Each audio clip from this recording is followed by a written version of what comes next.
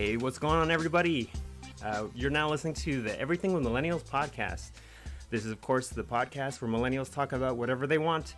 I'm Anthony Elman, and I'm joined by my co-host as always, Mick Martin. How's it going, Mick? Hi, I'm Mick Martin. If you'd like to sponsor the podcast, get a $20 bill, $40 bill, any sort of bill that you'd like. Put it in the middle of a book in a bookstore, maybe in a comic book store. Pick a page, doesn't matter what page. And if someday I buy that book, you will have sponsored the podcast. Yes, classic Mick. Love it. This week we're actually talking about movies and the newest Suicide Squad movie that just came out. And actually we have a special guest this week. He actually worked on Suicide Squad. We have live actually from Newfoundland, we have Adam Benish of Benish Films. How's it going, Adam? Hey guys, how you doing? Yeah, thanks for joining us. And you're actually our very first official guest on the podcast. Thanks for joining us. Yeah, no problem. Thanks. Awesome. So, Adam, so people don't know who you are. Can you kind of tell us like what you do, where, and your stuff? People who don't know who you are just an embarrassment. Fuck them all. Well, I wouldn't go that far, but you know, everyone has their own opinion, so that's all right. Some people say we suck, but I'm having fun, so I don't care. Yeah. My name is Adam Benish, and I'm a assistant director in the Directors Guild of Canada in primarily Toronto, Ontario. And in 2015, I worked on the first Suicide Squad film. My primary duties on that were wrangling cast and dealing with the day-to-day operations while we shot the film for like the better part of 5 months.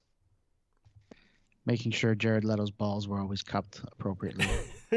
Jesus. Yeah, so that's awesome. So yeah, you worked on Suicide Squad, and we're going to kind of talk about today the Suicide Squad movie that you worked on. We're going to talk about the new Suicide Squad movie that came out. So we've all seen that. We actually saw it together. That was pretty awesome. Me and Mick actually talked about it. I was the week before we did a non-spoiler, but we're going to totally spoil everything. So if you haven't seen it, too bad. Yeah, so we're just gonna go through some movie things that's kind of been going on before the Suicide Squad stuff. But so I guess let's kind of just jump into it. This is kind of the first thing I want to talk about. So Cineplex actually launched a movie, like it's called Cineclub. It's a subscription service, and the point of this basically to kind of lure back fans. And it's like a $9.99 monthly subscription service for moviegoers, because of the pandemic, it's basically been no movies for the last. Because for years they were gouging people. It's like, oh, you want to go out for a night of the movies with your family, eh? Well, pick between that and a vacation or whatever, right? It's like yeah, it's like been pretty expensive, but $300. But they still have those like cheaper theaters where you can kind of get it nice and cheap, like Landmark. Like we have a Landmark in Hamilton, and it was like only $8, so that was actually pretty good. But the Cineplex thing is basically $9.99 a month, and basically once a month you'll get basically a free movie that you go because you're paying $90.99 a month like that, and so some other perks that you get in it. Wait, you get one free movie? So you get one movie per month, and then if you want to do AVX, IMAX, that'll cost you a little bit more.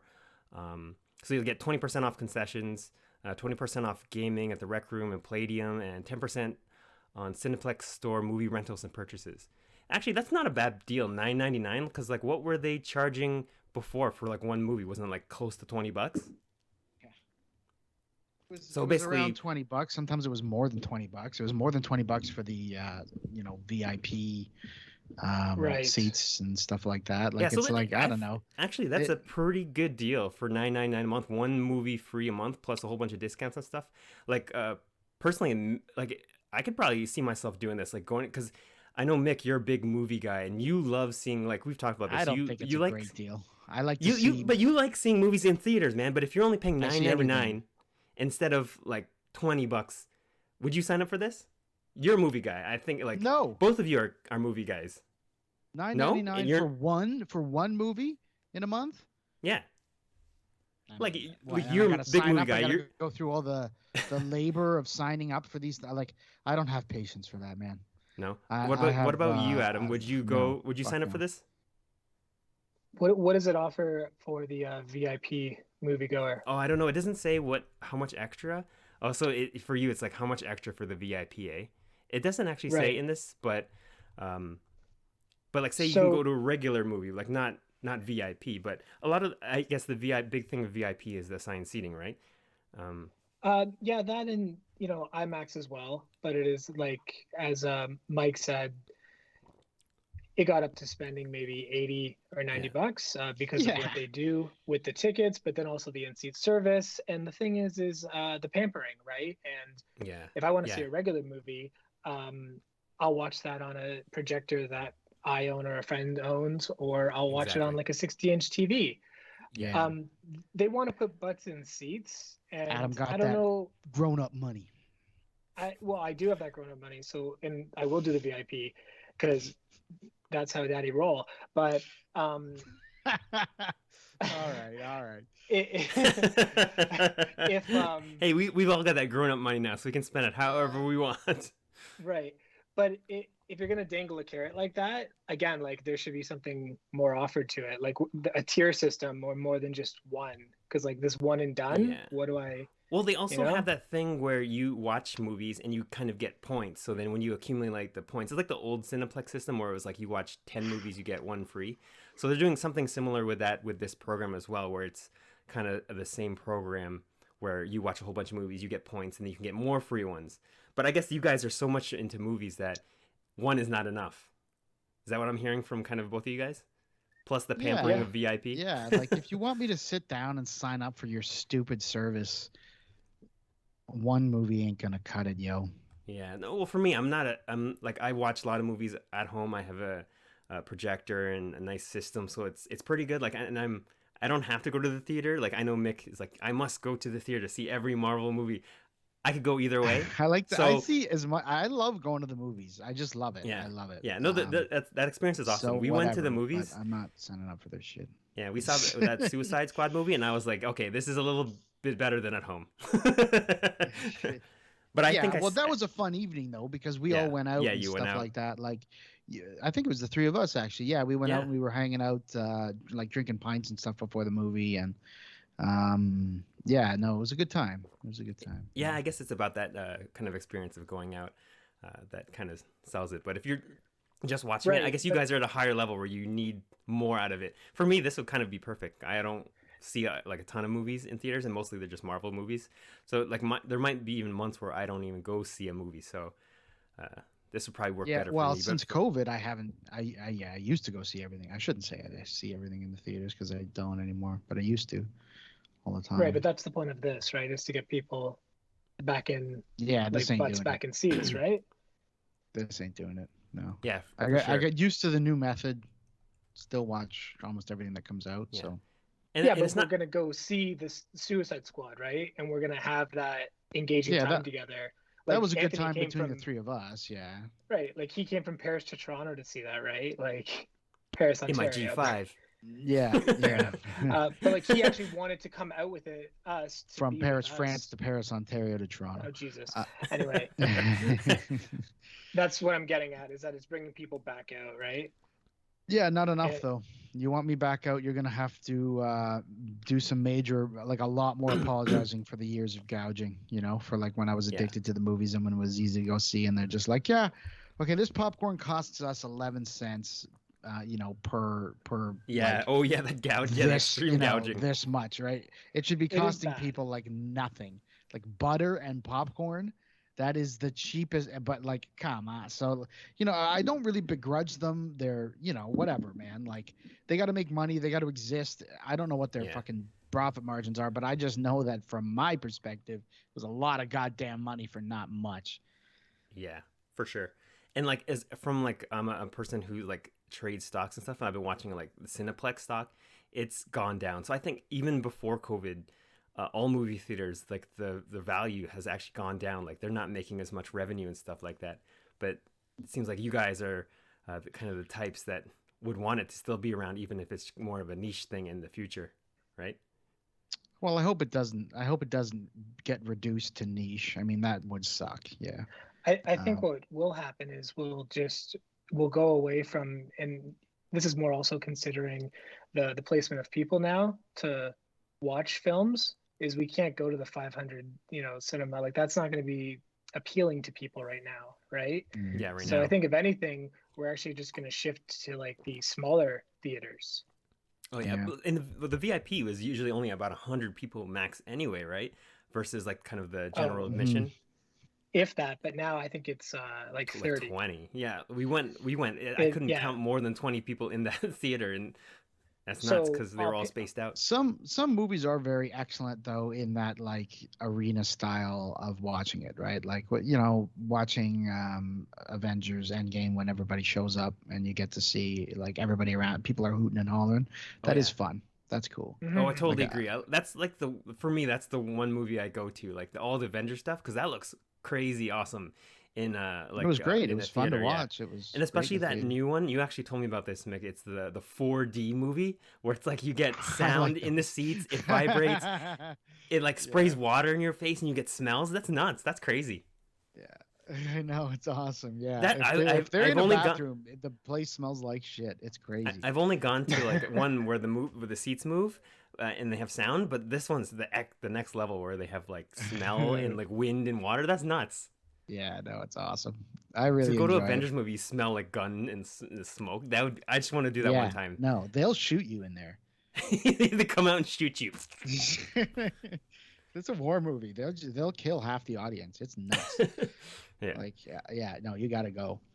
Um, what? Yeah, I don't know. Like, yeah, I guess. I mean, I'm a real big movie buff, so like, and I love going to see the movies and everything. So like, So I guess for I guys like you, guess then maybe they'll make a I next really tier, don't right? want them to disappear, but like, I don't know. We'll start I like don't know. people will start hosting like theaters like themselves. Yeah, yeah, yeah. I mean, it is just kind of about the screen, right? I remember when they put Jurassic Park back out, like because downtown in Toronto at the Yonge and Dundas Theater, every now and again they would show old movies there, right? So they brought Yeah, Jurassic Park out again. They brought yeah. one of the Ghostbusters movies. They did a bunch of stuff there, and I went and the place was packed. So I wonder, like the shine of newness is what gets people into the movies right now, but I also wonder just the big screen experience and a quality film, Yeah. regardless of whether or not it's new, seems to also draw people in. Yeah, I saw Back to the Future actually in theaters. So in Hamilton, there's a theater called the Aztec, and they always do old movies and stuff. And they did Back to the Yeah. Future in all three of them back to back. That was Right. great in the theater. I was like, oh, that was so cool because that's my favorite movie of like all time. Yeah, man, it's a sick And they movie. And actually had like, like DeLoreans come out, and they were sitting out parked out front, so they made it a whole thing. There's one that's thing awesome. I wanted to experience that I haven't seen. It's they'll do Back to the Future the movie, and they'll play the score to to the movie live, so you get a full orchestra playing it live. Oh, I I I wicked. think that Yeah. would be so good. Yeah. Yeah, Yeah, like it would be great if the experience blows up a bit in the sense that it becomes um like they start adding more little things like that and doing more sort of localized touches or dances around the edges of some things. Obviously with some movies you're not going to want to do that, right? Like it depends on the kind of movie. I mean, yeah, you're not going to want a local yeah, edge on a Tarantino flick or something like that, right? Like something where the dialogue's important and the mood and the atmosphere are yeah. not exactly dictated by like action necessarily, right? I mean, Yeah, and well, I think the thing with they're trying Tarantino to maybe it is, but it use to depends. differentiate themselves is it, and we've actually said it a few times, is the experience. It's not. It's kind of almost not about the movie. It's about the experience they can give you, like whether it's splashing Yeah, water in your face or like making it so big that it's just people crazy to like to have see. Or evenings out, right? People yeah, like to do that. They like people go watch spring training. People will go like people just like to have an evening out with whoever they're with and where they can fucking watch something and not have to entertain them. It's like, okay, you don't have to entertain me. I don't have to entertain you. They're entertaining us. yeah, Let's do, yeah, like it's good. yeah. And it's People sometimes want it's that, just about like, like the people you're with too. Like you said, us three went out and we saw the movie, and that was a great time. It was more, yeah, it just was much good more fun. than the movie. And I remember one time we saw snakes on a plane, and there was like a bunch of guys, and they all dressed up like a plane, and they had snakes hanging off of them. And during the movie, they were throwing snakes all over. Like that was just such a good time. It was more about like that and the experience than the actual movie itself. But I think that's, if they want to get more butts in seats, they gotta do things, I guess, to create an experience that you can't have at home. I also enjoyed. Yeah, I and then enjoyed seeing also, snakes so on it's the not plane. just Cineplex. Landmark actually has something very similar. So Landmark is another theater that we have in Canada. So Cineplex is our big one, but there's also Landmark, and they're launching something very similar where they're launching a rewards program with subscriptions. So it's a very similar deal for I think $9.99. It's pretty much exactly the same. But this one, yeah, you get one ticket a month, discounted concessions, stuff like that. But you can also do one that's $20 a year, but you only get one movie a year. So that, for me, that almost makes sense. That's for someone who only watches like one movie. But pretty much the same deal, and I just want to kind of throw that out there. Yeah, it's COVID is the bad guy in the room in all of this, right? The COVID ghost is always lurking, like, and sort of wondering where it's going to touch next, right? Like, yeah, COVID has just accelerated, like technology accelerated like the death of the movies. So yeah, COVID, anyway. touch of death. I mean, it's also interesting because I don't think you're wrong at all, and you're actually quite right in saying that before this happened, they were not doing well. A lot of live venues were not doing well. Something that, like, Mike and I are fans of, like professional wrestling in general. The smaller ones or the bigger ones, they were not doing well at live events. Yeah. And now that we're back, it's got to be worse, right? Because can the wrestlers even touch each other now? They have to like high five. That's a whole different thing. But in terms of bringing people to into the arenas again, or into cinemas, like, people are going to want to go. People have been waiting and waiting, so it's really about dragging them out. Because how much stuff did we kind of lose? Like, how long have we been waiting for the James Bond movie? Oh man, for God's sake! I know, right? Okay, you know what's funny about the James Bond movie? Sony likes to try to place like product placement and stuff, so they'll have phones and kind of lots of cars and stuff. That movie is so old now. All the product placement is out of date. So they have phones that have been out for years now. They have cars that are like, it's just kind of funny. So like, what are they gonna do? They gotta like rebadge things, sell their old products, man. I mean, I'm sure they've still got them in stock or whatever. But maybe they'll be. I give them, that movies and like the producers or the distribution company, so much respect for holding on to it, and because like that's got a that's a Bond movie. It's got a pretty heavy. They want to release that in theater, right? They don't want to put it on. Like, they do, but they play. Sorry, go ahead. They probably want to release it. That's also what's happening. That's why it took so long to get the Spider-Man trailer, right? They are worried about another lockdown. Speaking of Bond, they want to wait. They want to maximize what that movie is going to make them to cover their losses, right? And if they release these movies, if Spider-Man comes out in the middle of another lockdown, that movie's fucked. Yeah. So this Bond movie, I'm sure Disney can like decide when lockdowns are and aren't. Disney has that much power. No, but you're right. These these movies need to make their money back, or they'll sink studios. Yeah, Spider-Man No Way Home was actually supposed to come out this summer, and then they pushed it back. I wish we had it. But we're gonna get it, and we're gonna get it in the best environment that we want it, which is in a VIP with all our friends, having pints brought to us. We want that pleasure because we deserve it, and I want it with uninterruption. But from a business standpoint, it's not for, they're not holding it back for you. They're holding it back to launch it at a time where it'll generate the most revenue for them. Yeah. No, that's right. Yeah, and we have to wait for that. But it's generating the most revenue for them because it's the best experience for us. So I guess it's a win-win, but they're doing it more for a selfish reason. For their profit, which is fine, because I want to see these movies. Yeah, no, that's fine, and I want the movies to continue to come out, and I want these businesses to exist. Yeah, no, that's right. Yeah, like I would have loved to have seen Black Widow in a theater because I thought that was a really well-written, funny movie. I liked Black Widow. A lot of people it's getting trashed. On like a lot of people online. I know there was a video that's like it's got like 300,000 views, and it's like, why Black Widow, an unmitigated disaster. It's like, It was a fun action movie. Like, what the fuck did you want from this movie? I don't know. Like, Taskmaster. They didn't do Taskmaster right because Taskmaster's supposed to be more Taskmaster. Like, who fucking cares? It was a fun movie. Like, So a lot of things have been like kind of delayed, and a there lot are of things lots have of been in delays and shortages. shortages. So you can't get like an Xbox, you can't get like a graphics card, stuff like that. So we've seen lots of delays too. Like I said, Spider-Man Far From Home, or not Far From Home, No Way Home was actually supposed to come out this summer, but now it's going to be like December. We actually talking movies the other on one episode, and we were saying Venom 2 was actually supposed to come out a while ago, but then it got pushed back to October. But now, just recently, Venom 2 got pushed back to 2022 now, so we're not even going to see it this year. Adam, so as a guy like in like the film industry, are you seeing a lot of that kind of delays and pushbacks in movies and stuff like that? Not so much from my position being in like the production aspect. We're creating the content.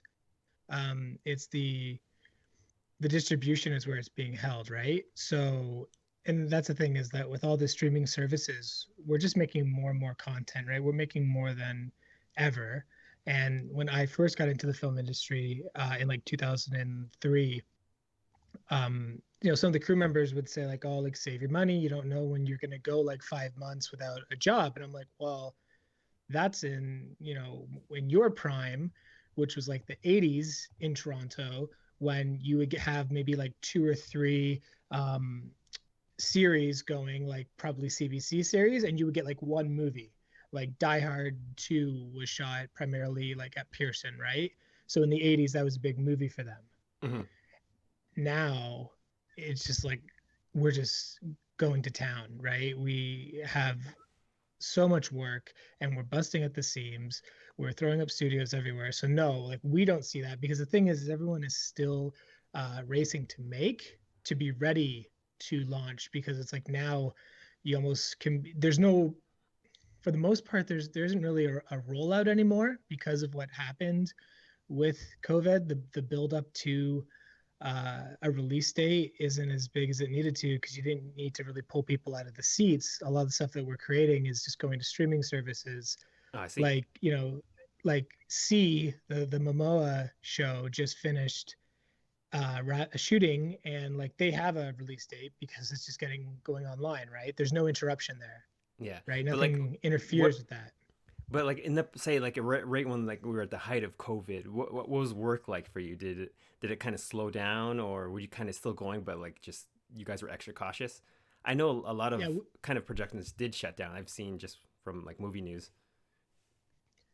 Yeah, like the initial shutdown put us down, for a few months, but then by the fall, we were starting to warm back up, and it was just the amount of testing that was done, like getting tested 3 times a week, wearing your mask, following all these precautions, bubbling, podding. And that's the thing, is our work industry actually requires some people to not wear masks, right? A lot of Like the industries actors can't and really stuff. say that. Yeah, so kind of like, has everyone been to like the dentist like post COVID? No, No, nobody's been to the I dentist post haven't. No. COVID. Jesus Christ. Well, so the shooting pod that are around people without masks are kind of like that, where they're doing like masks, face shields, everything. And because they're at the front lines, right? So the camera operator, the sound guy, the focus puller, script supervisor, director, and so those guys are at the forefront of dealing with this and being most susceptible to catching COVID, I guess. And yeah, we were cautious, and we were cautious enough that we never got shut down again. Oh, that's good. We tested more than hospitals were testing. Yeah, It was it something that seems was like going it. around, and because of that, and also the contact tracing was huge. So I did Man from Toronto, was a Sony movie that was up here shooting, and we were on the COVID team, helping to like wrangle that. and positioning people where they needed to be to handle the amount of people that we were working with, right? And a lot of these productions, they had shutdowns, but they had controlled shutdowns, and they were able to isolate it to a department or to an individual or to an actor, and they were able to kind of deflect and navigate the general production through, and there was never any huge shutdowns, right? Like you go down a few days, but you don't, shut down permanently. You figure out where the problem was, you adjust, and you keep shooting, because every film or series has a deadline, and nothing's just going to keep shooting. Even a series, right? It will shoot the first season, then the second season, but there's wrap, there's prep, so as long you as got to get to that finish line. As long as one of your main actors doesn't catch COVID, like and I heard Batman caught COVID, Robert Pattinson, so they had to shut down that Batman filming for a while. Right, but in that situation, you look at your schedule and you go, okay, well, what do we have that we can do without him, or with a photo double, or we put him in the suits, or they probably, I think when Mission Impossible, they had to shut down, and they got up and running. They were probably the first like big movie to shoot post-COVID, and I think when they shut down, they transitioned to doing stunt work with like cars, because they were able to just. Yeah. I'm sorry. So it's just basically you just do what you can and keep going. Yeah. Yeah. But while trying to stay safe and all that. But it sounds like the movie industry did a good job. I think what so. You're telling me. Yeah, like I went to camera on my first movie post-COVID. I think it was June 22nd of 2020, and I haven't stopped working since. Just different show. Yeah, it's like they're trying to keep up, or at least try to stockpile content for us to watch, just in case we get another lockdown. So I just want to kind of throw it back. We were actually talking about like the Cineplex stuff, trying to get more people into theaters. So I got an article here that will interest Mick. Actually, he brought it to me, and kind of ties into that. It's the manipulation of the American mind. So basically, if you want to run through this article, I think it kind of connects with what we were talking about with the movie stuff. So basically, they want you to go back into theater. So like they're trying to try to entice you. So maybe Mick, you can tell us if that kind of like connects together in some way, and what the article is about. Yeah, well, manipulation of the American mind. That article in particular is about Edward Bernays. So he invented the public relations industry. So if you're interested in, why advertising is the way it is, you need look no further than Edward Bernays. He like the real life Don Draper? Yeah, no, not exactly. He's cool. Like significantly worse than Don Draper in terms of like. Instead of cigarettes, he's trying to get people to do like suicide pills or something. No, cigarettes. Oh, it's the same thing. So I guess it's the same. Yeah. Edward Bernays.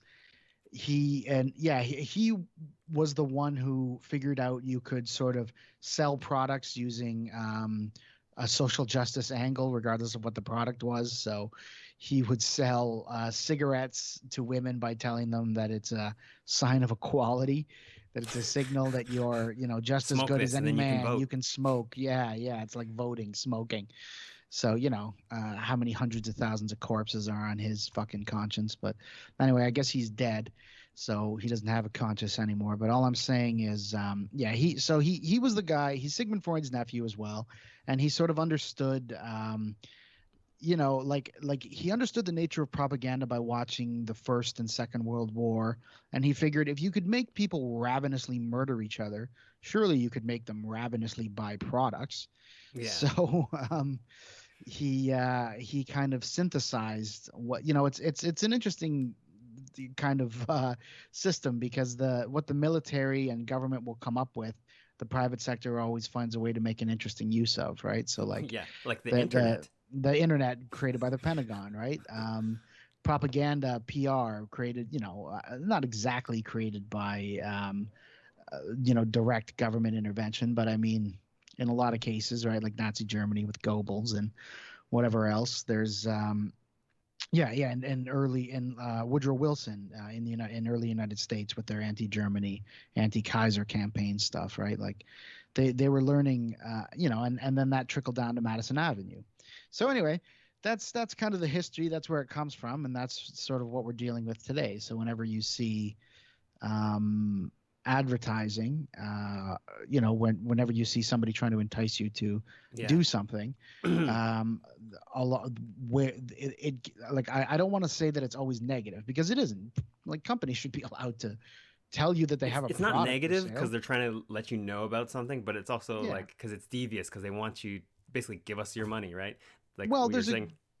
there's a game to it. There's a game to it, right? But and also it gets annoying at points too, where it's like just too many. It's like I'm just trying to like look up a recipe, and it's like they're trying to advertise all these things at me, and like a lot of times it's not what you want to be advertised. It's like I'm trying to look up shoes, and it's like you guys are showing me like porn. Yeah, it's a game, and it's a dishonest, annoying. So the thing game, with marketing right? now is trying to do it without being too invasive. Like, that's the perfect marketing. Marketing and that's why they do product placement, right? Like, they'll have it just like, your favorite character's holding a Coke or whatever. Micro marketing or whatever. Yeah. Like they have, these companies are wealthy enough that they could rent out entire psychology departments if they wanted to at a university, and just say, find the best way to sell this to parents of 3 to 9-year-olds, and don't stop working until you've got an answer, until we've got, quarterly sales go up or whatever. And it happens. I mean, well, I don't know. I don't know the exact details whether or not that specifically happens. I wouldn't be surprised, but I'm just saying that's the kind of, like, that's what the game is. You know what I mean? Like, I don't hate that they try to advertise products or do whatever they can to make their businesses work, but I do also think people should be aware of the game being played and what its origins are. I think most people are semi-aware, if not like fully aware. Like, Adam, most people are pretty much aware that, like, what they're being sold is a crock of shit in most cases. Yeah. Right? So Adam, what do you think? They're okay with it. They're okay do you with think, it. And that's like, fine? It's not a big deal. Is advertising super apparent to you? Is it annoying to you? And like, do you like or not like how people are currently advertising? Oh, like just across, like in general, like across in general. In everything. I think it depends. Because personally, I think not marketing, but like advertising is super annoying, especially like on the internet. It's like you're trying to read an article and there's like 10 different things popping at you. Like, I find that super invasive and annoying. Yeah, it's not pleasant, and you want to get to what you want to get to, right? Because your time is money, and exactly, right? Everybody's trying to grab your eyes, right?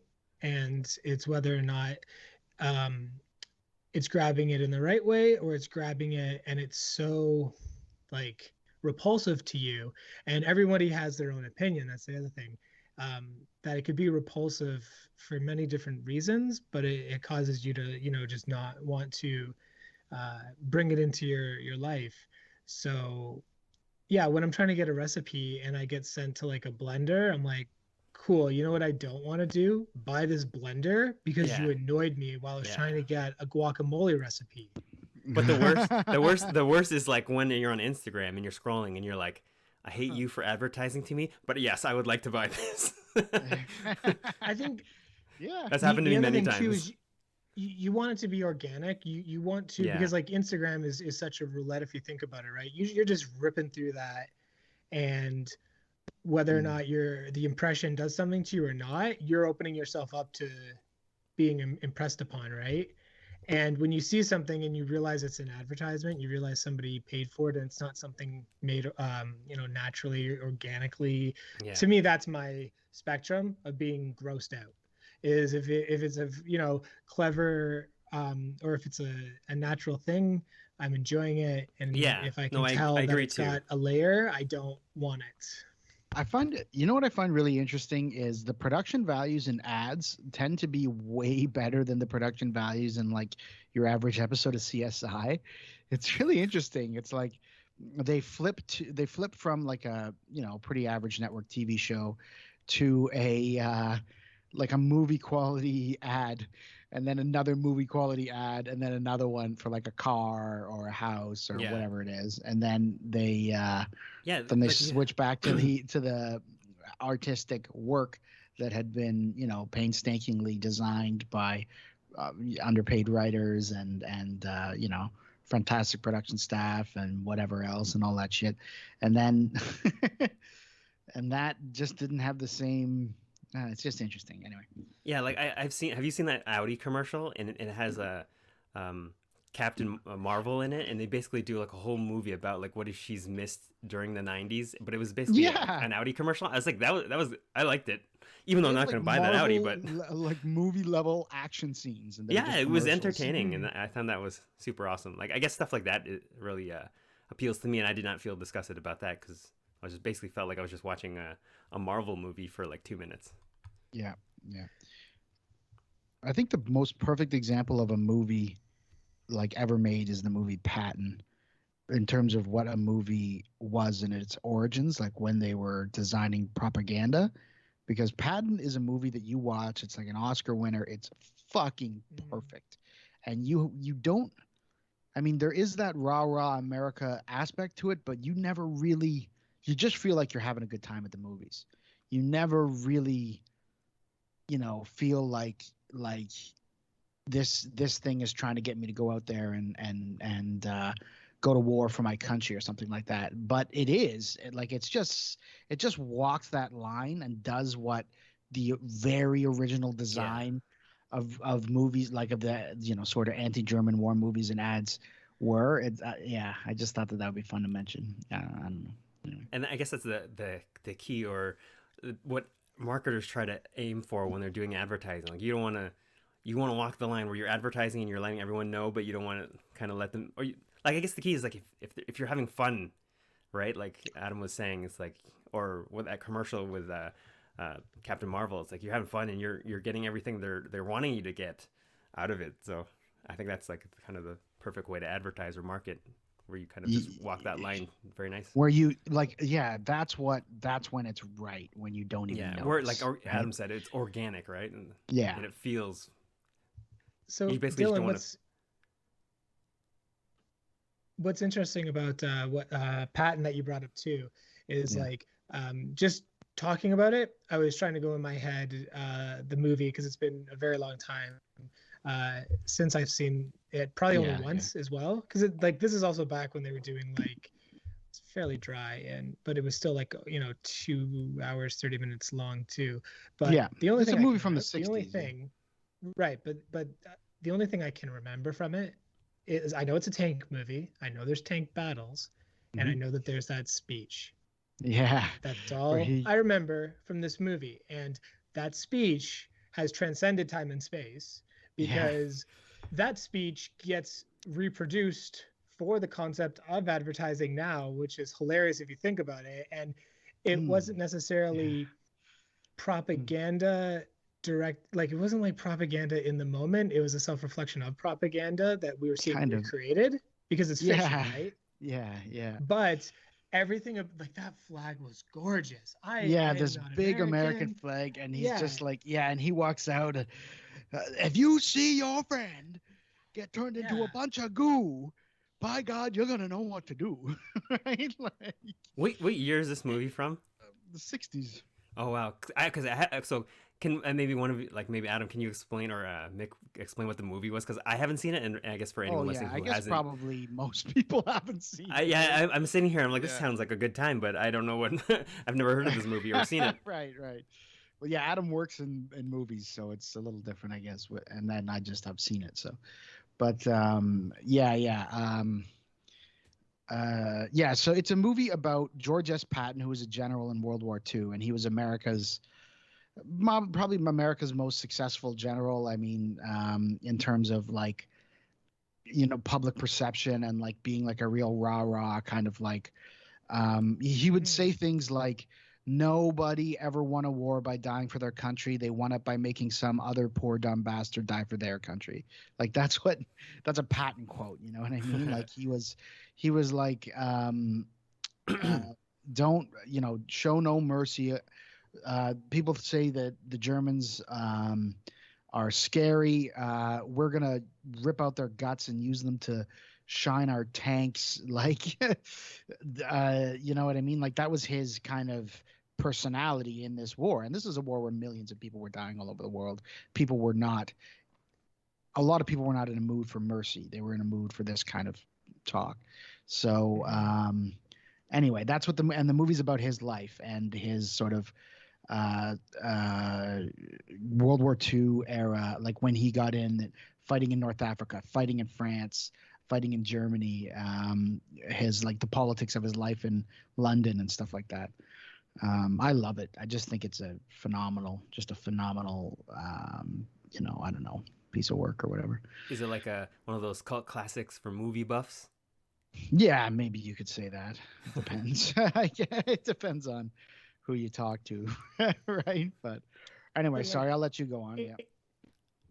Anthony, like, do you not, when we talk about like, the military guy standing in front of the flag doing this big speech, like, does that not, you've seen that before in some parody Maybe content, if it, right? yeah, if it's been in like pop culture then stuff, I might have seen it somewhere, but none of that actually and, rings it off the top of my head. and the thing that's interesting is that it's this movie from like 1969 that can be boiled down to this one iconic image, and that image gets, to bring it back to the conversation that we're having, like that's what that is, right? Having this iconic American let's go image that you can boil it down to like, oh, the Patton speech, and you're like, oh yeah, I know everything that's supposed to make me feel. And the fact that, again, it's about propaganda, because that's what it is, American propaganda, but like that's what it was supposed to do, and it's still doing that, is what I'm getting at. It's just we're seeing it down to its most concentrate, right? Yeah. We're seeing it really perfected, like just the way that you've got like Usain Bolt is running, faster than anybody who's ever lived. So too are people working on like advertising and stuff like that, right? They've got it so granular down to a science. You know? But it's not just Usain Bolt running the fastest. It's like that 1 second where he's like at his like complete and utter speed. And it's like it's that point of, because like during the Olympics they would show the runners and it gave them like their like race bar, and you would see like when each athlete was at their best. Yeah, right? Their like in their stride, speed. Yeah. And that's what it is with movies and advertisement and stuff, right? You want it at its like just perfect. Yeah, and that's like when it's best, like the top, when it's like Yeah, and like that's you're going like, out spending money on their product and you don't even exactly, it's not even a thing, like subliminal messaging. Yeah. and that's why like after like the Marvel, after Endgame, we needed a break, because that's what they gave us, right? They gave us their best. That was like 10 years culmination of everything, and it was, to me, it was like the hugest fan service ever, those two movies. It just gave us everything we ever wanted in the last 10 years. And some people would have definitely gone back into the cinema for the next one if there was a movie like a month after, but the fact that they like stopped, and then they not only stopped, but like we got like the series to kind of warm us up, and now we're back into theaters, and we're seeing stuff like Suicide Squad. And that actually brings us to what we're going to be talking about a lot today. We're going to be kind of drilling into Adam, because he actually worked on the first that's a hard word to say. Suicide Squad that made money. Yeah, the one that made Suicide Squad 1. Adam worked on it. The one that everybody hates that made actual money. So it was not the greatest rated movie. I remember seeing it and I was like, okay, but like I wasn't blown away. But also, to their credit, all the stuff in DC hasn't been the greatest. Where did Mick go? There he is. He just blinked for a second. Like I was saying, so the DC universe hasn't been as successful as the Marvel universe. So seeing like Suicide Squad, that looked kind of fun, but it kind of didn't deliver what it looked to promise. I don't know, maybe can you give us some kind of insight of what you saw during your time working on Suicide Squad, Adam? Like, so first of all, what was your kind of role in the Suicide Squad movie, like working on it? Yeah, on the first Suicide Squad, as one of the ADs, the assistant directors, my job was just to wrangle the cast, make sure they all had, when they were on set proper, wherever we were filming, that they knew what was going on they were wired, they had their props, they were Yeah. getting ready, they were kind of getting warmed up. So being their handler in a Yeah, way, that's cool. uh, yeah, and just making sure that like everything flowed. And there's a lot of other positions that you can do on a set at that level. That was one of the first big films I worked on, so Yeah. that's where I was in the totem pole, the hierarchy of Yeah, that that shoot. But it must was have a been. crew. Sorry, go ahead.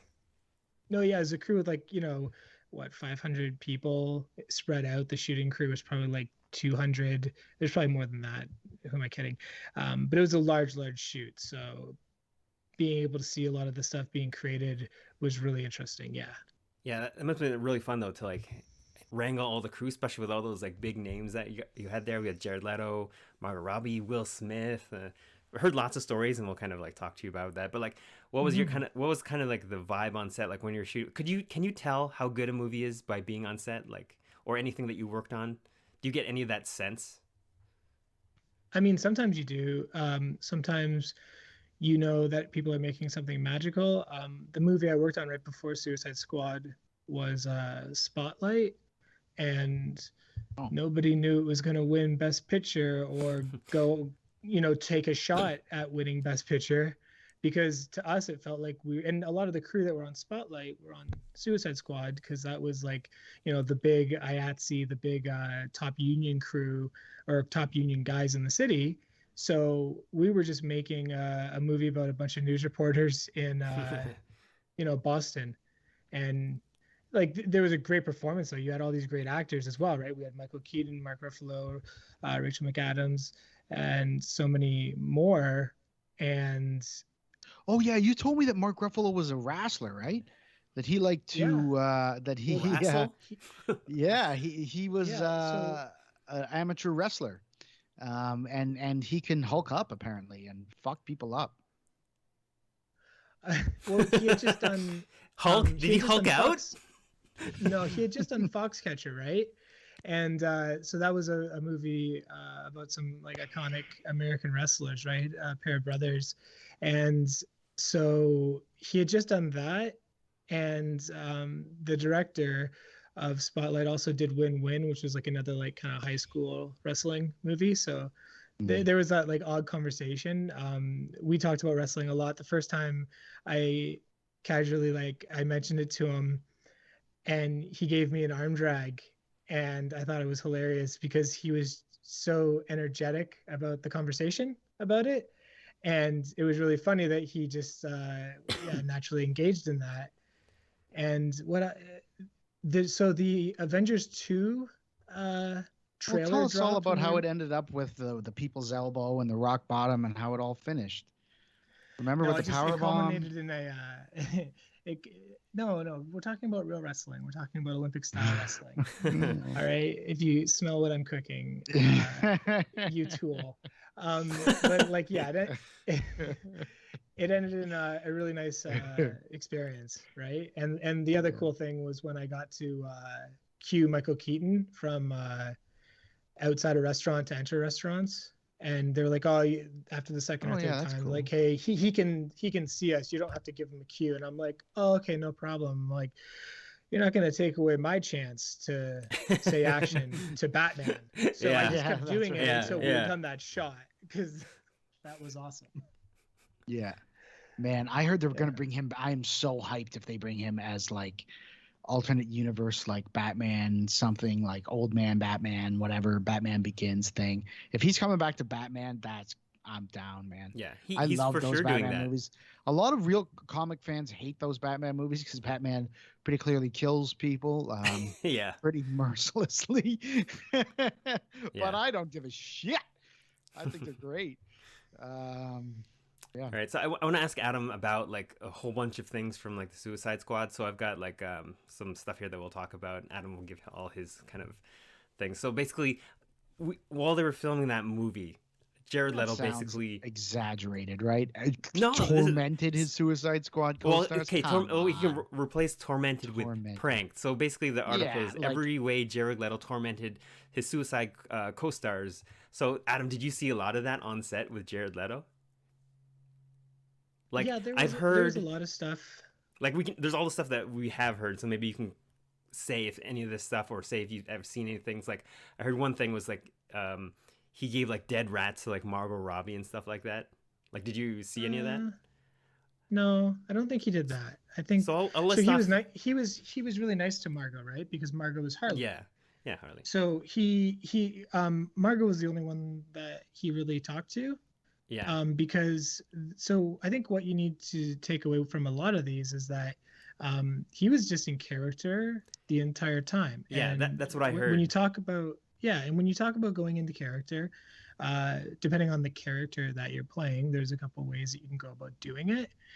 And I find a lot of people have, they have challenges with doing it because they go too far, and they have to understand that they're in a working environment.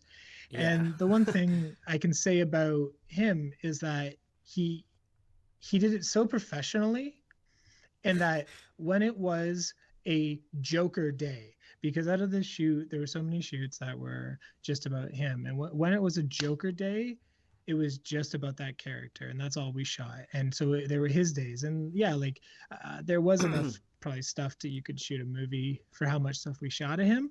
Yeah. But he was just always on with what he was doing with that role. Yeah, that's what I read from some reports. It basically said whenever he was there, he was just always in the Joker character. And I think that drove some people kind of crazy, or just creeped them out, because he was like, reports of like him always laughing and just kind of being unsettling on set and stuff like that. Oh, the laugh? Yeah. Yeah, he would always do the cackle, and he would like... Yeah, exactly, right? So that would just be creepy, right? You're just sitting on set eating your lunch, and this guy's just laughing in the corner. I would love that. The thing is you want to talk about like the theatrics of like that character. Like that's how the Joker would enter a space, like a giant hangar where there's like a couple hundred people there shooting. He wants to make sure that everyone knows he's coming, right? So he belts out this cackle, and everyone's just like, all right, it's Joker time, because when he was there, it was time to go, right? And didn't you always wear Joker goon stuff, like Joker goon number 4, like Bob, like hi, like I'm Joker, hi, I'm one of Joker's goons, like hi Harley, yes, I'll go get your hyena, you know what I mean? Like just to make sure that he didn't prank you too bad, except there's like the couple times when he shot you in the heart, but other than that. That never happened. But that's what he does to some of his goons, right, Joker? If you're going to be in character as a Joker, totally. you have to kill at least one person, and probably one of your own people. I heard when he rapped, he like got like a wild pig or something, and he like threw it on the table or something. Oh no, he had one of his goons bring it over and dropped it on the table like the day that he rapped. Would definitely be Adam then. Yeah. Did he do that? Adam or did you hear that? Adam's killed and eaten wild pigs. Like there was a large wild pig population around the Hamilton area before Adam hit puberty. Anyway, go on, Adam. Tell us the tale of how you ate the pig's heart. I didn't see anything like that. Are these just like super exaggerated reports or something? Yeah, I feel like a lot of stuff gets exaggerated, but like he wouldn't talk to the squad because they were his enemies, right? Like he just wouldn't talk to them. I'm sure. Like, did he talk to Harley? Yeah, I said that he talked to Harley. Yeah. He would only talk to her. But he wouldn't talk to Will Smith. Not that we saw, but again, you have to know that like when we're shooting, we're on the shooting floor creating the story, and so no, not really, not that I saw. Well, basically, they didn't have any really scenes together, right? So that's one of the reasons why they probably didn't talk. But it was just like the end that he was like kind of added to, but no, they didn't really shoot in the same time. The one time there was a Batman photo double, the stunt double on set, and he walked up behind and like the stunt double was talking to probably the coordinator, and he just went up and just walked away. That's fun though. I think that stuff's cool. Like I think a guy doing stuff like that he's just kind of mixing it up a little bit. I don't know. It's just I don't like being acting, sniffed right? myself or whatever, but like a guy who gets that into what he's doing, I'm down for that. Like I'm cool with it. Yeah. Yeah, and again, I like that. I think when people hear like, oh, he's character acting, they immediately have like this idea of how it's gonna go, and everyone's gonna go, give their own version of it. And I thought his was just very professional the entire time. Hmm. So Adam, like when you were wrangling Jared Yeah. Leto, did he do any weird things to you, or was he just No, like, because he had his own like people, oh, so okay, that so was you, there yeah, was some distance there. So again, he's being, with his own people and kind of getting there's some interaction, and there's like that like professionalism and cordialness, but like there wasn't conversations, like there wasn't yeah. like, hey, what's up? Nobody There was was like fed to a something. hyena. Yeah. And I'm just wondering if he did any weird things like in passing to you, or that it should have been funny. Like if he did, No, just like he's just wearing laughing like a walking by Batman, you. just like wearing a Batman shirt and just like offhanded comments like nice shirt, like just like stuff Oh, like that. see that? Yeah, that's what I was looking for, and that's Yeah, funny. So like do you have any other like kind of stories that you can tell us from like Suicide Squad 1 or I anything else? Any I think tidbits doing that? things is, but doing things like that makes the experience special for the people who are in it, and it makes it unique and different. I mean, regardless of, it makes them have to think about it. You don't get to just forget it, which I think is an interesting thing, right? Some people just want to pass in and out of a person's life easily, and some people don't want to do that. Yeah. yeah, very true. I guess the other like primary experience would be like I think like Will Smith is the nicest human being in Yeah. the world. Yeah, that's what I've Yeah, read he too. seems like Um, he's like like a good. Cool dude He's from the West kind. Philly. yeah, Yeah, he's the kind of guy you Will would did it. want as your local lord. Fair enough. I completely agree with you. And like a great example was like if he had to get out, because like we shot, on the streets a lot. We would like close down the streets of Toronto, and if he had to like maybe walk like 2 blocks from where his vehicle was dropping him off to where he had to be to shoot, he would say hello to every single person between where Hmm. he had to start walking and where he had to get to. He like treated us with so much like he threw a launch party where he brought Jazzy Jeff up, and Oh, Jazzy that's awesome. Jeff Really? spun at the yeah, and that was just his way of saying like Oh, let's that's do it. amazing. Yeah. He would do like the food trucks for the crew and make sure everyone had like something to eat, and that was just like a generous like addition that he would offer, but he would do it all the time. um Beloved he Prince, held like man. He like what a fucking legend. yeah,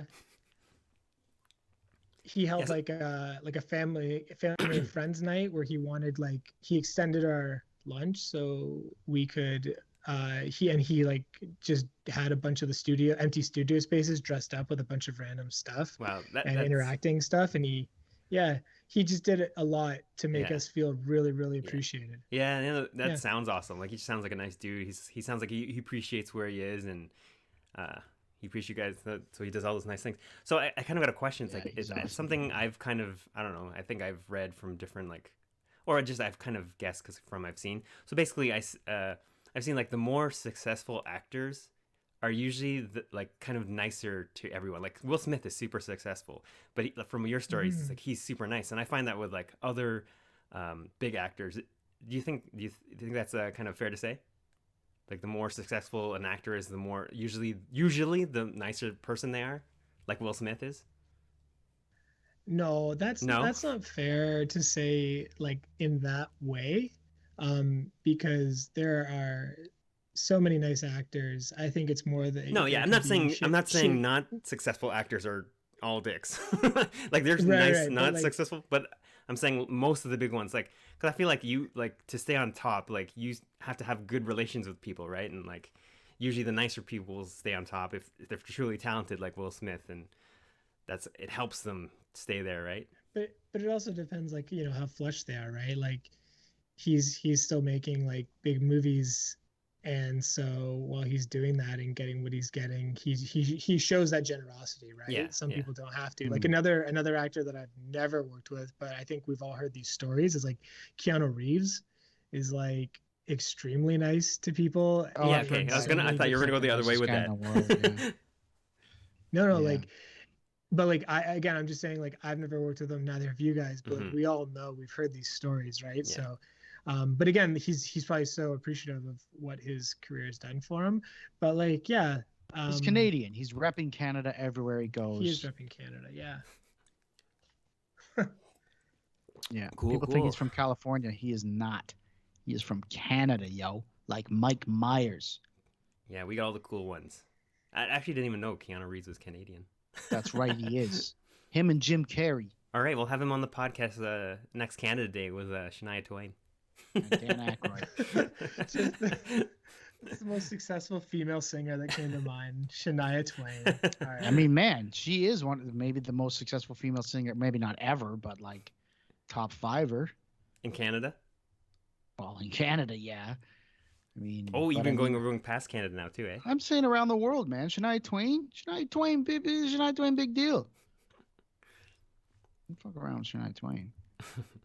Speaking of pretty ladies, and I guess I have another article here that Mick brought to me, and I guess this kind of ties into Suicide Squad, Shania Twain, all that. So the idea of beauty is always shifting today it's more inclusive than ever. So I didn't read an article, but maybe you can tell us about this, Mick. But from what I get from it, it's basically like the idea of beauty. Like, so you could have someone who's really pale, like back in like the King and Queen days, they were like the kind of the epitome of beauty, right? And that's what people strive for to get or be with. And then like now it's more someone who's actually has a tan. They're considered like beautiful, and then it just kind of shifts back and forth. And the idea of beauty isn't always just one kind of thing, right, Mick? No, that's all wrong. Really? Jesus. All right. It's always just been one thing. It's always just been like, if you look if you look as good as like we consider you today, then forever in every culture, everywhere in the world, it's always been identical. You had me for a second. What? No, yeah, of course. I mean, beauty standards are way different everywhere in the world, and they're different, of course, across historical circumstances, right? Like you know, but this kind of ties into our idea of propaganda, and who decides what beautiful is, and whoever it is that gets to decide has a lot of power over the society, right? Yeah. Like for example, with women, the expectation of women's figures. A lot of that comes from, I'm not sure if it's First or Second World War era rations for clothing. So they needed millions of people were being sent, and their uniforms were being destroyed if they weren't dying. You know what I mean? You needed new uniforms. Like one uniform for a soldier isn't enough for a whole war if he's going to make it through the war, and if he dies, his uniform's gone. You know what I'm saying? Like you're making new uniforms all the time. You need cloth. You need clothing. So people like Ed Bernays and whoever else, they're coming up with these tricks of propaganda. And a slender woman is a beautiful woman. Yeah. Because a slender woman, wears less clothing, and then there's more clothes to be sent off to the war effort. You know what I mean? And then so sizes and figures and everything like that, all that all trickles down to the society, and then we have new standards, and then this standard just exists, and people are like, where did that come from? Who gives a shit? Look good, or I won't talk to you. You know, so it's like, and this changes all through history, right? It's like a more husky person, they have access to wealth. Somehow they must be a wizard. They're convincing people to give them food. You know what I mean? Like, how are they doing this? And then now today it's like, oh, you lack self-discipline. You're husky, or something about genetics or whatever. It's like, of course this stuff is constantly changing. And that article gets into some of the really radical changes. I mean, okay, so it is interesting because there are definitely changes in beauty standards, but there are lines that flow through historically speaking. You know what I mean? So it's like the god Apollo, for example, had abs even in ancient Egypt. So it's like that's an interesting line that seems to flow through not every culture, but a lot of different cultures historically. And so I don't know, if you read the articles, you'll see some of the stuff that I was just talking about. I totally get it. But now it's like there's so many different things, like like I think there's a thing for everybody now. That idea of beauty is not, well, because like you were saying in the article, it's like marketing and everything. It's what they're telling you to think is beautiful. But now I think we just have so much information and so much stuff available to us. Like there's so many different things that it's like it's more personal than ever, right? Like I guess we are still probably influenced by like the media and commercials and telling us what to think is beautiful. But I think there are a lot of different, like the three of us will think three different girls are beautiful now, like which is like I think it's all more personal than ever too. I think, right? Yeah, people are definitely sort of burdened by selection now. Like you Yeah. can look at virtually any sort of body type and decide what you like. And I think that the science on it says that you decide what you're attracted to between the age of 1 and 13 or something like that. Like you figure it out. So like if you look at Eazy-E, for example, Eazy-E, like he became very wealthy, but he didn't start suddenly only dating like supermodels or whatever. He liked to date women from his neighborhood who a lot of other people didn't think were attractive, right? Like, and that's just what he wanted. So there's you know there's millions and millions of examples of situations like So that. 1 to Anyway, 13 plus what people are telling you to think is beautiful, right? Like through like the media and stuff like that. yeah, It's yeah. like it's a double whammy. It's It's just a nature long and and interesting nurture. history. Yeah, that's right. That's right. It's nature and nurture. Exactly. Yeah. And of course it changes and goes up and down. Well, what are you thinking, Adam? Because you haven't got a chance to speak for a bit. What kind of Um, girls you like? Just kidding. what Instagram tells me. Um, the yeah, it is just a lot of interesting information. The article had to say about all this. I don't know. I don't really have anything too much to say. Right, I'm still formulating my thoughts. So back to you, Dylan. Well, I don't know. Like, I don't know about you, but I grew up like a fat kid or whatever. And, like, that was me growing up. I was always chubby. I've never really lost. Like, I've always been a bit chubby. You know, I could whatever you talk about fault or this or fault or that or you know what I mean. But it does. It's interesting because the standard of beauty will alter a person's brain chemistry, right? Like, so wherever that standard of beauty happens to come from, um, especially if it's not like especially if it's not locally uh, like originated, you know what I mean? Like if you have localized standards of beauty would I think necessarily be reflective of whatever is available in that local area. So it's like When you say you local, do you mean? I mean, so I guess around you. I thought you're meaning yeah like yourself, right? Like your self no beauty, so that influences how no you yeah I mean like local as in like your local community, like yeah maybe yeah the like your the area you yeah. know 1,000 people in your 1,000 person radius, right? It's like that would then have to be based on what your access is. So like if you have access to makeup in that area and access to magazines, then what's going to be considered beautiful will probably have something to do with what's in those magazines and makeup. But if those things don't exist in that area, people are still going to be very horny. Like human beings are just horny creatures. So they're going to find like they'll fucking write poetry about how beautiful they find Yeah. somebody who you might look at and think is very plain. It's it's just what they have access to Yeah, I and see what what they're you're saying. It's like a seeing. Yeah. selection, right? The more selection you have, then the more kind of picky you can be. But if you only have like two things, you'll think, and if you only have ever seen those two things, those are the most beautiful things.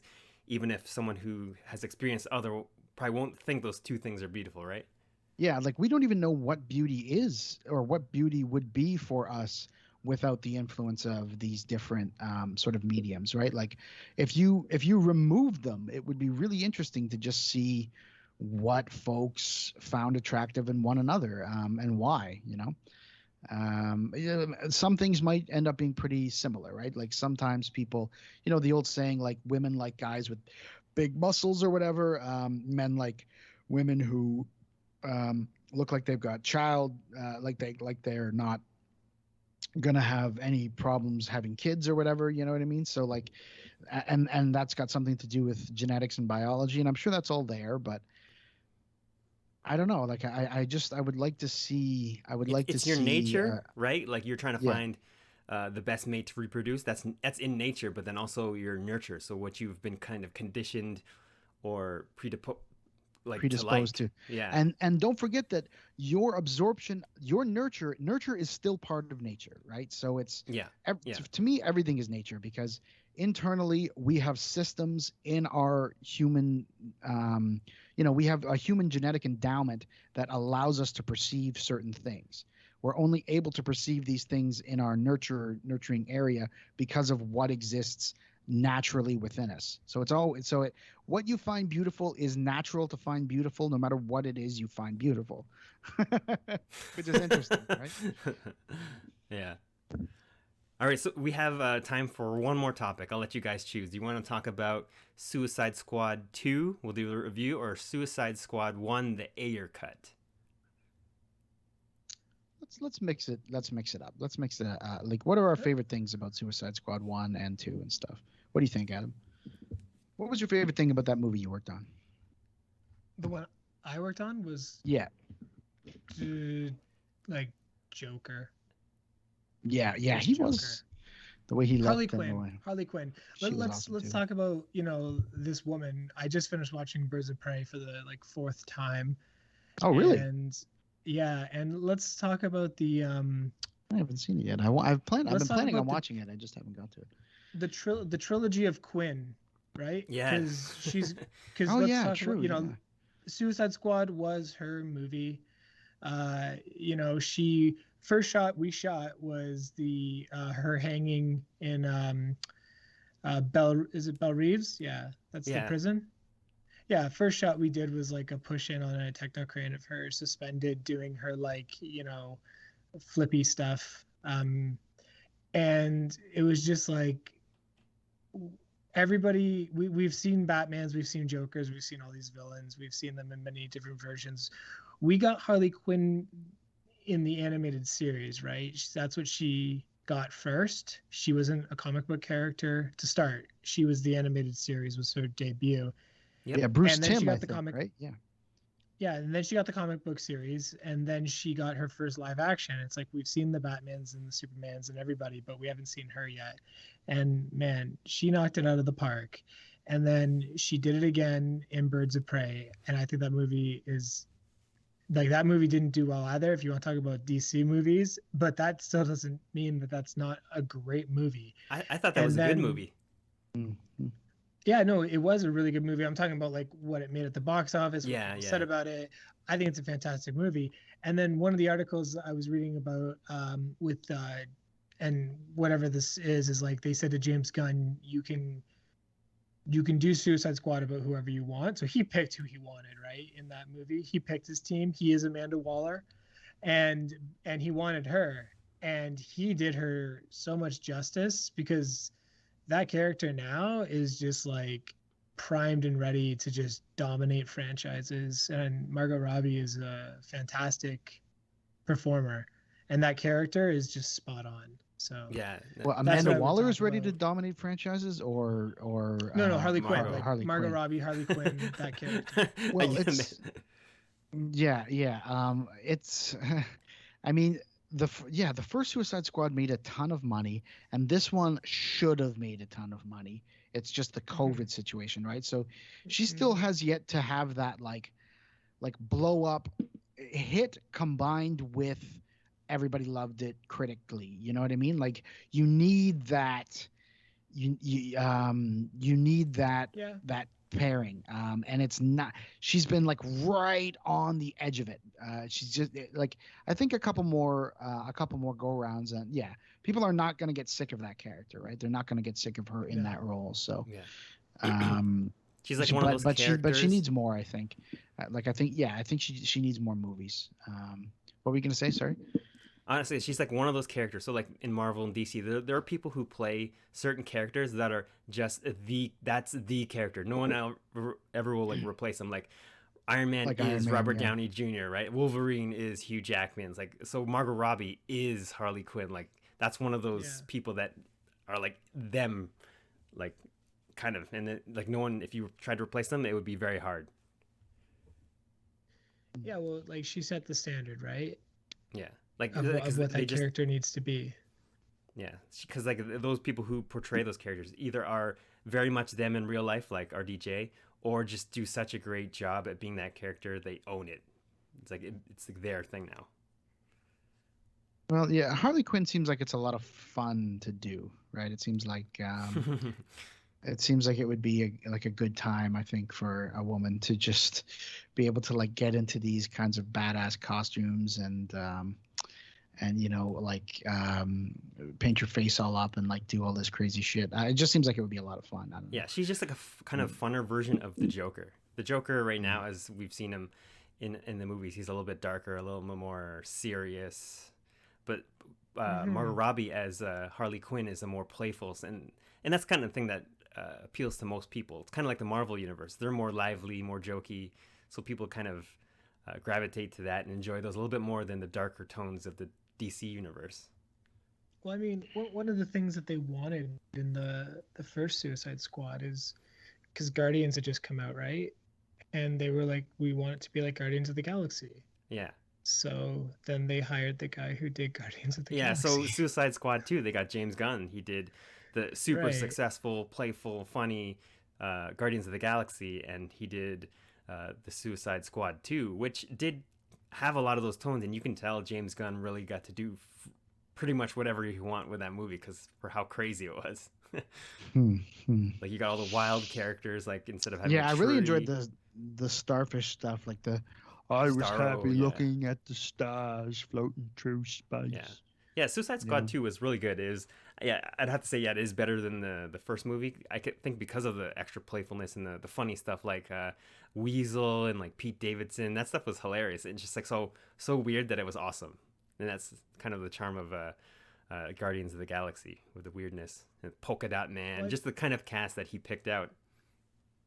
I think the difference between the two, if you want to bring a little bit into like the AYER's cut, is like you had one movie where like the studio intervened and they put out their version, and then you have one where they let the filmmaker do his thing. I think the AYER cut of the Suicide Squad will be good because I just from what I've read that David Ayer's been saying, he's like and all the things I know that they've cut out of the movie, I think it could be a lot better, especially compared to the Justice League, the Snyder cut. Like I watched that, it was 4 hours, but I found that way better than the theatrical release. So I have high hopes for the AYER cut of the Suicide Squad, and I totally watch that.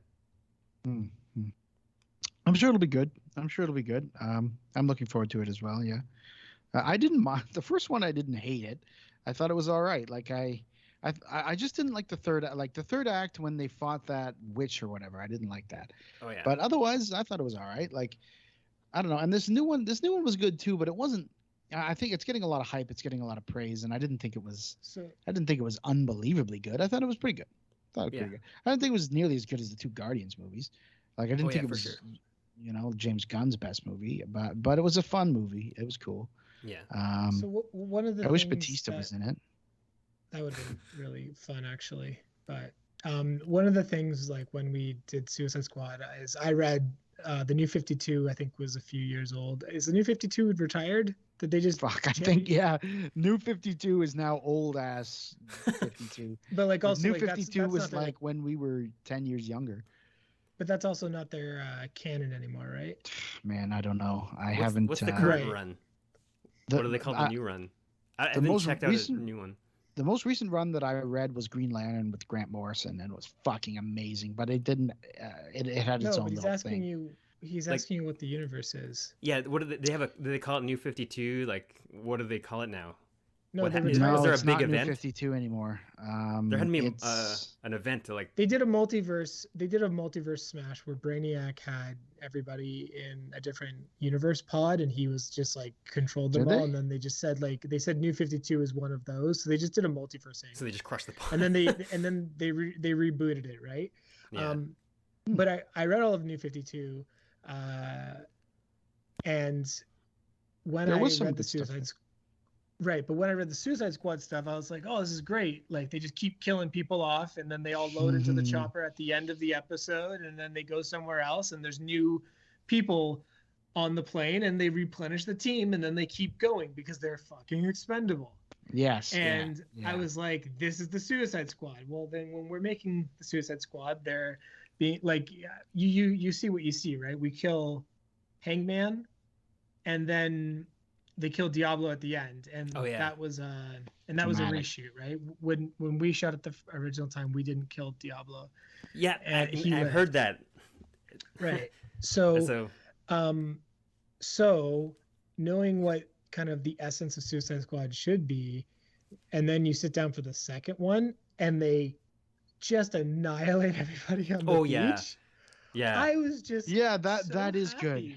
Yeah, they had that they got the gimmick right the second time. I was Yeah, slightly off put that they killed so many people so fast, even people that I thought were bigger characters. I did not want to see right. Javelin die. Flula Borg is a fucking hilarious dude. For Well, Lulu, Flula. okay, Fula, so if Fula everybody Borg. That guy if is everybody awesome. wanted That's just a one of fantastic those, if everybody wanted one of those guys to survive the beach instead of being killed off because they took care of a bunch of them, who would it be? You would say Javelin?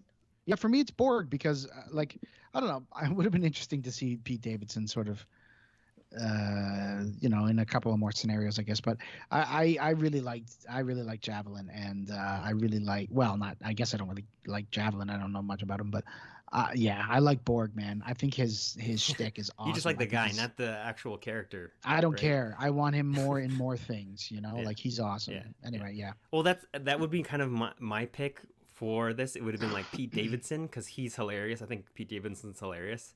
I would want him back just to see him do more things with Weasel. Like I feel like they're the Rocket and Groot kind of combo. They're just hilarious together. I love that joke. He was like, "Is this a dog?" Like I was gonna say Weasel, but spoiler, he didn't actually die. So they killed him off in the beginning, but he came back at the end. And then my other pick would have been was it Mongal? You know that the alien? Because wasn't she like a Superman like character? And she kind of got taken out like a punk. Like she's much stronger than she just got like destroyed by a helicopter in the very beginning. Yeah, I don't remember, but Yeah, she had like an orange face and like a purple helmet, and like I remember her from Superman stuff. Yeah, so she just got taken out really quickly, and I'm like, what? Yeah, I forgot. Yeah. I forgot about her. Yeah, It's interesting now that you think about now like that we've seen it though. Look what they gave like Jai Courtney and Pete Davidson in the helicopter Yeah. leading up to, like, they gave them a good back and forth, Yeah. and it sucks because like they were setting some stuff up where I was like, man, I'm invested in this. Like, let's go. Pete Davidson, and then the second Pete Davidson turned on them, I was like, sick, drag him away. You're gonna come back in the third act or something, and it's gonna be great. Yeah. And maybe Nope, there'll they be just a blew his reason, or head maybe off. you'll just be a prick. I don't know. I would have liked Jai Courtney to live. I think Boomerang. Like, yeah, he's a good character. I was really and surprised that he died. Yeah. Yeah. I got a good, yeah. So they're basically gonna bring him back, and I have two words for you: Flashpoint. Anything that they've done up to now, they're just gonna take back when they do Flashpoint. Yeah, they can do whatever they want. And if you like, I mean, let's just expand to the kill count of. I would have said Pete Davidson, by the way, as well. I really wanted to see him do more. He's like a nobody character, but he for is me, funny. then Jai Courtney, then Pete Davidson. But then, like, let's look at what happened. Sorry, who's the doctor? The thinker? Yeah, the thinker. The mad thinker. Yeah, I wish he's got some of the best, most condescending insults on the internet. And I was hoping that the Star thing was going to pretty much use him as a conduit to speak. And we were going to get these big, poetic... He can just talk normal. Yeah, he can chew the scenery. Yeah. Like, he could talk about waiting for the fucking bus, and that Peter Capaldi would sound so engaging. Like, he's the man. He's such a great performer. And instead they... Like, at least they ripped him in half proper. Like, I got to give him credit for... that was pretty cool. Yeah, man. Speaking of proper actors doing these like villain roles, Alfred Molina, he's back, right? He's back as Doc Ock. That's so cool. Oh my god, he did such a great job in that movie. Hello, Sam Raimi Peter. is a brilliant dude, and man, I'm just excited. I'm pumped for that. Yeah, Who's directing the new Spidey? Do you know? No idea. No idea. Okay. Same guy. Sorry, what was it? Is it Same Mark guy Webb? that did. No, he did No. the Garfield ones, right? Yeah. I don't know. I can't remember, but yeah. So basically, I'm gonna try to cut our show off here now. I was trying to aim for an hour, but Adam was just saying there was something interesting. So let him say his interesting thing. Oh, sorry, Adam. You got a. Oh, this was just like another like common thing when we were doing Squad. Is they were talking about like everybody was racing to do the villain movie, the big villain movie, and like at that point Sony owned Spider-Man in its entirety. So it was like them racing the Suicide Squad versus Sony doing the Sinister Six, which they never did, right? And now we're gonna get that in this.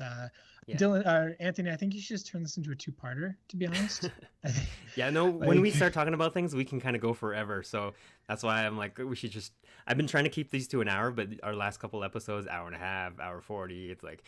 Because we did a Marvel episode and it was 2 hours split over two because we ended up going real long and we just start talking we kind of get. This really is also into it. John Watts. John Watts was the guy who directed it. Sorry, and it'll be good. And in the version that goes on YouTube or whatever, we'll cut out lots of stuff. Right, we'll cut out all of that, everything Adam said. We'll cut out most of what Anthony said. It'll mostly just be me. It'll just be you two talking for an hour and a half. It's like, where did Anthony even go? Yeah, exactly. It'll be like, hi, welcome to Everything with Millennials. The bus just runs over me on the screen and there's you two for 2 hours. Yeah, but the people who got live on Twitch, they'll be like, oh my God, they were talking about balls. Yeah, if they're watching live, they'll get everything. But if you're watching YouTube, you'll get the nice polished version. Yeah, you're going to get none of the... Yeah, so I think... There were 7 people on this podcast, by the way, YouTube. On YouTube? Good. Okay. Well, if anyone's got anything else to say, I'm going to try to wrap up the show with all the other stuff that we've got. I'd like to keep talking for a couple hours. Okay. So actually, I got to talk about our website and the merch store, everythingwithmillennials.com. That's our website, so you can listen to everything, watch everything there. You can access the merch store, so you can get some cool merch. Like I've been wearing our Everything with Millennials tie-dye shirt and drinking out of our mugs there. Oh, and then I got to announce the winner. So actually, Hubert actually won our little contest there. He followed us on everywhere. He watches all the live streams, so he got the most follows. So I had a prize pack sent out to him. He's got a shirt, a mug, and a sticker. Yep. So enjoy that, Hubert. Huberto. Yeah, that's the merch store and the winner from the thing. So hey, Adam, do you have anything you want to plug at Benish Films there? Yeah, I just wanted to give a bit of a shout out to the Afraid Online Film Festival. Our film Holdout received second place as the best thriller for a short film. And so, thank you to that. And Holdout is also going to be playing at the Russian Horror International Film Festival tomorrow. I don't think anyone's going to Russia, so I don't think that you need to, get a screen time of when it's playing. But if you're in Russia right now, check it out. Fair enough. If you are in Russia, maybe some people on this podcast are listening. Please go check out my film. It's a fun little thing that we did during the pandemic and something I'm really proud of. And I can... just follow me on Benish Films with more information about that and a couple other little projects that we've been working on. Yeah, yes. No one knows, Adam is like an awesome filmmaker. He makes short films. He submits them to like film festivals, and he kind of just bangs them out. They're really awesome films. Is there anywhere we can kind of watch these right now? Like anything that you've got out? Or is it just strictly you got to go to the film festival? Yeah, right now it's going through the festival circuit run. So that's exactly it, is that you can just hear about it as well as see some, images and content and pieces that we post about it. But for right now, it's running through the festival circuit. And then, at the end of this, hopefully finding distribution. And then I can come on and be like, it's on Amazon. Go check it out, because you can probably stream it on your phone right now. Yeah. And then that's what you'll do. Yeah, I'm waiting for that. That's how we engage. Yeah, I'm waiting for that. I've seen a few of the films. I love them. I'm a big fan.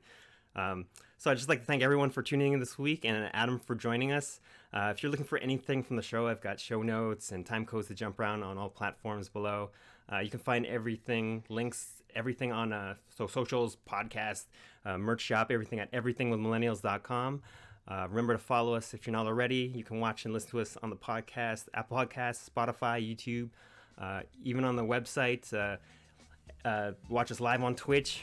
Follow us there. You'll get the notification. Liking and subscribing always helps. I'm Anthony Element, the Essential Element on Twitter, Instagram, and Twitch. Adam is at Benish Films, Twitter, Instagram, Facebook. Where are we going to find you, Mick? Nowhere, Can't right? find me. You'll never find me. Stop looking. All right. Thanks, everybody, for watching. We'll see you next week. Bye.